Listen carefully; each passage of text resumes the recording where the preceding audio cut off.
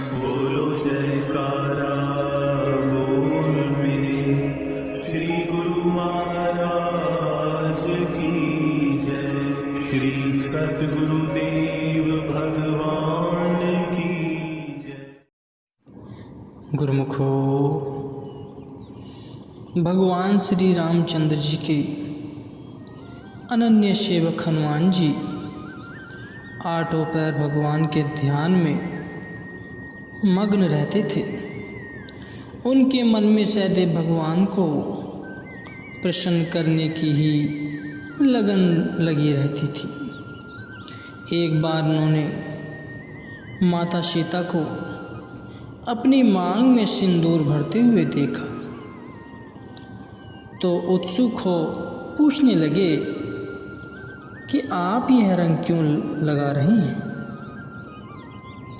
माता सीता ने कहा कि यह रंग मेरे रघुनाथ जी को भाता है। वे इसे देखकर अति प्रसन्न होते हैं, इसलिए मैं प्रतिदिन इसे अपनी मांग में लगाती हूँ। बस फिर तो हनुमान जी की प्रसन्नता का कोई पारावार व ठिकाना न रहा।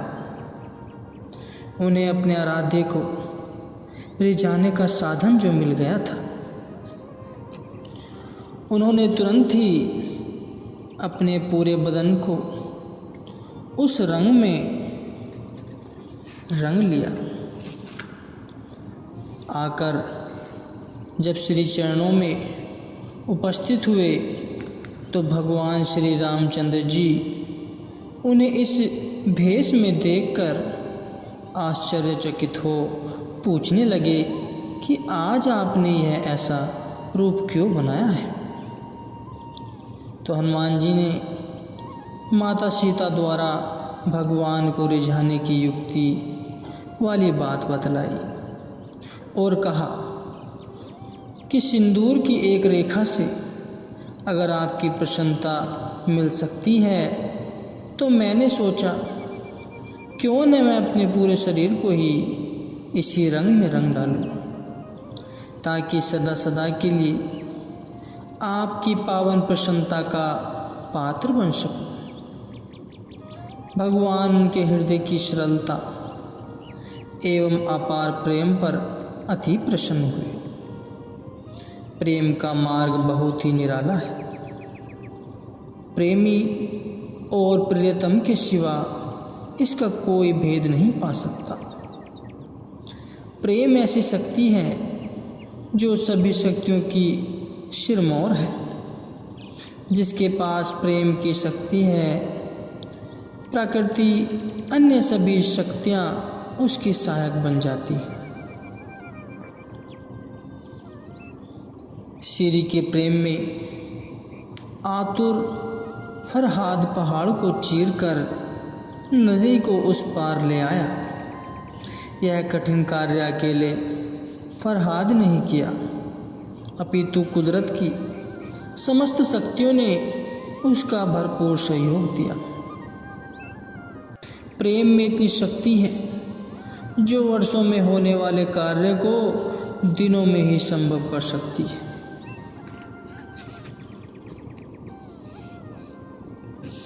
प्रेम पर आधारित एक बहुत रोचक कथा मैं आपको सुनाता हूँ। एक बार एक तपस्वी एक विशाल वृक्ष के नीचे बैठकर तपस्या कर रहा था। कुछ गोपियाँ भगवान श्री कृष्ण जी के दर्शन करने के लिए वहाँ से निकली। तपस्वी ने उन्हें भगवान से प्रार्थना कर यह पूछने के लिए कहा कि भगवान उसे दर्शन कब देंगे। गोपियाँ जब भगवान के पास पहुँची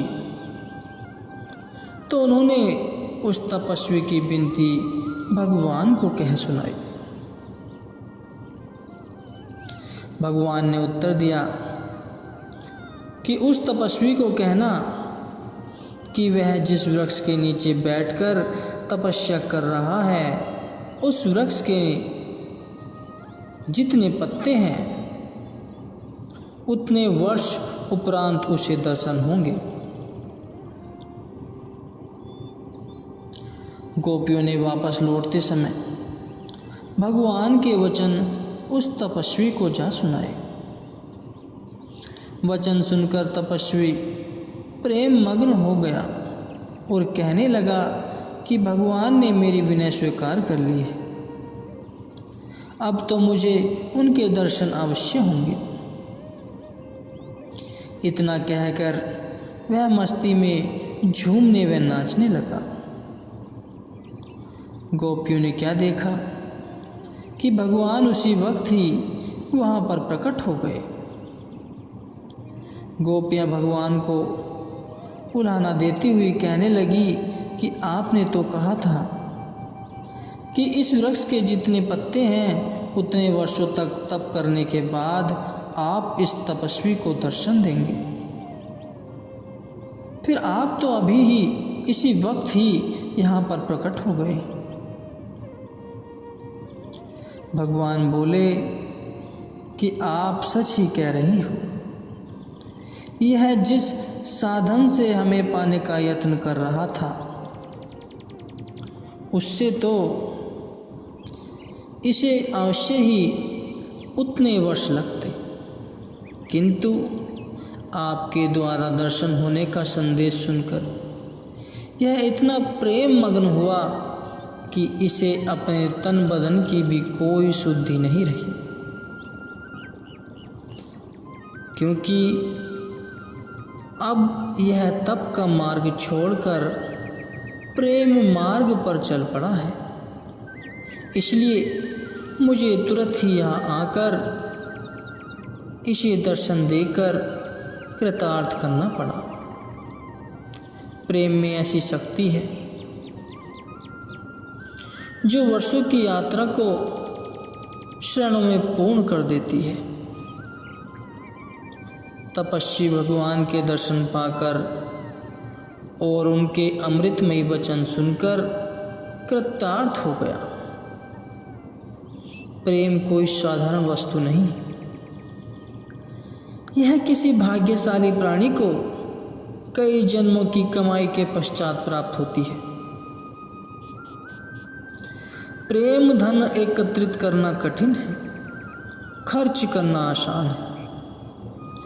जिस प्रकार सांसारिक धन को चोरों द्वारा लूट ले जाने का भय होता है, इसी प्रकार भक्ति व प्रेम के धन को आंतरिक चोरों जैसे काम, क्रोध, लोभ, मोह, अहंकार आदि द्वारा लूटे जाने का भय होता है।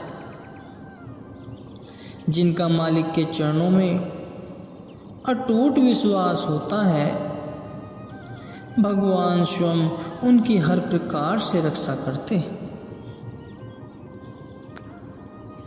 गुरुमुखो,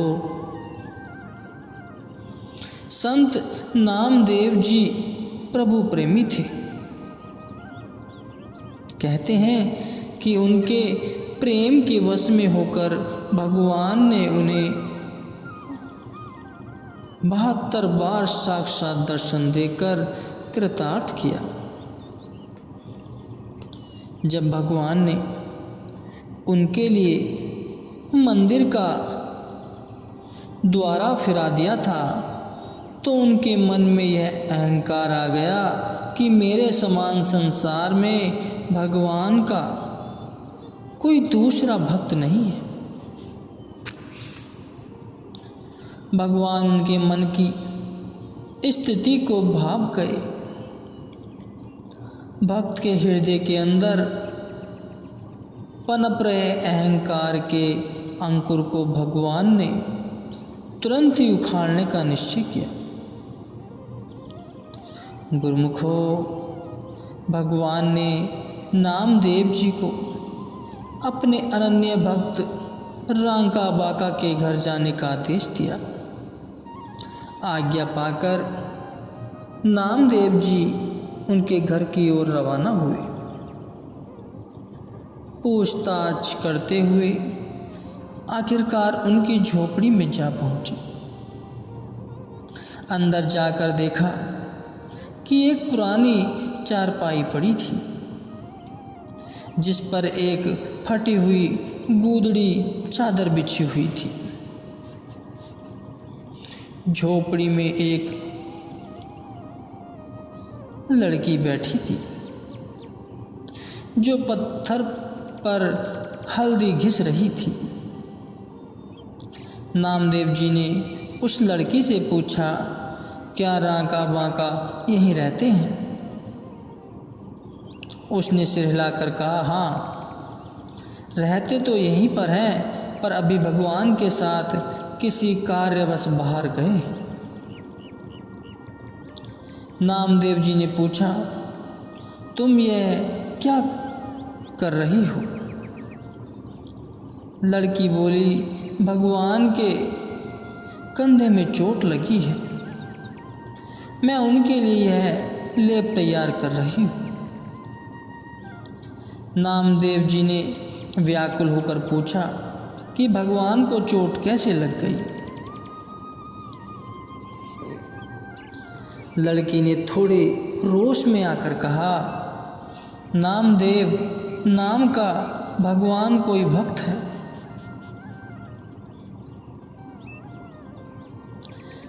कि नामदेव नाम का भगवान का कोई भक्त है, उसमें सहनशीलता नाम मात्र को भी नहीं है। वह दुख सुख में सम रहना नहीं जानता। पंडितों ने उसे मंदिर से बाहर क्या धकेला, वह भगवान के सामने रो रो कर उन्हें उल्हाने देने लगा। भगवान ने उनकी पुकार सुनकर उसको खुश करने के लिए मंदिर का द्वार ही घुमा दिया, जिसका सारा जोर उनके कंधे पर आ गया।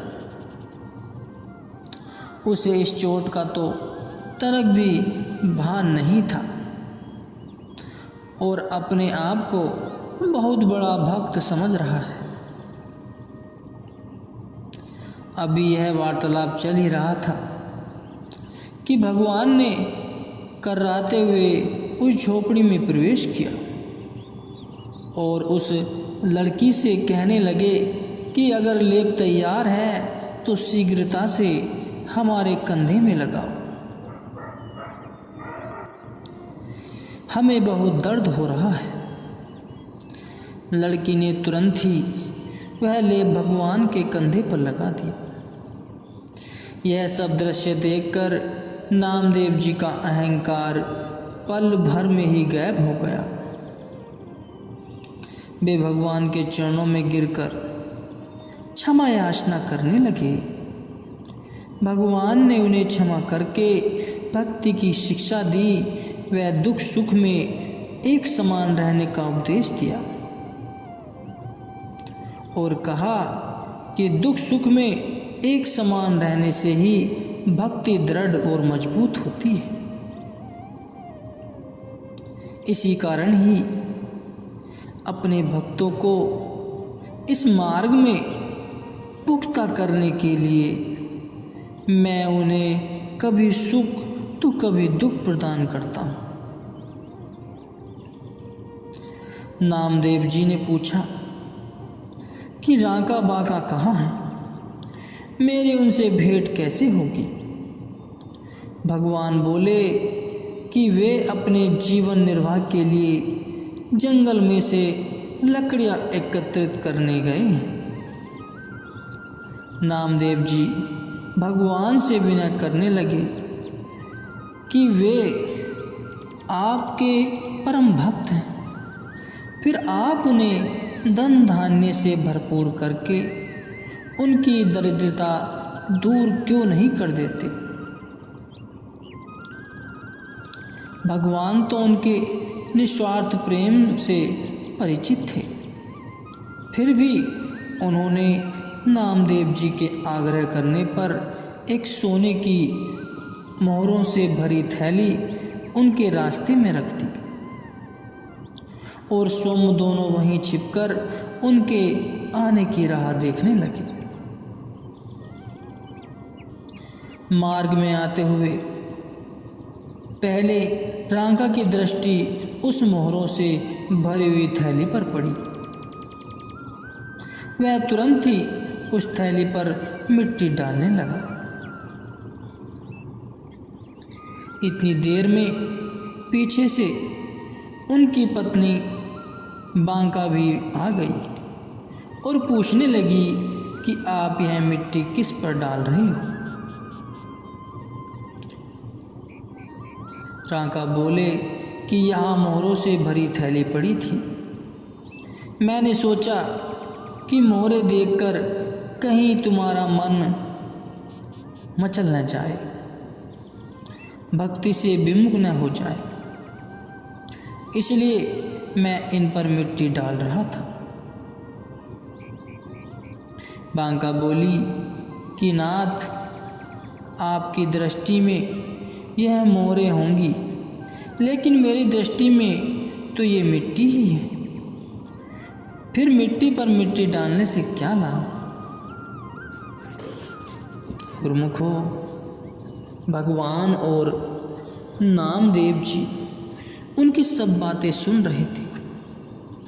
उनके भक्ति भाव और वैराग्य से परिपूर्ण ऐसे विचार सुनकर भगवान और उन पर अत्यंत प्रसन्न हुए। उनका भगवान के प्रति अमित प्रेम व श्रद्धा देखकर नामदेव जी भी कृतार्थ हो गए और मन ही मन उनके अद्भुत प्रेम की सराहना करने लगे। तो गुरुमुखो, इन प्रमाणों से सिद्ध होता है कि भगवान केवल भक्त के प्रेम से ही प्रसन्न होते हैं। सबरी, रांका बांका और नामदेव जी किसी ऊंचे कुल से संबंध नहीं रखते थे और न ही कोई बहुत बड़े विद्वान थे, परंतु भगवान के प्रति अपने अनन्य प्रेम के कारण वे उनके कृपा पात्र थे।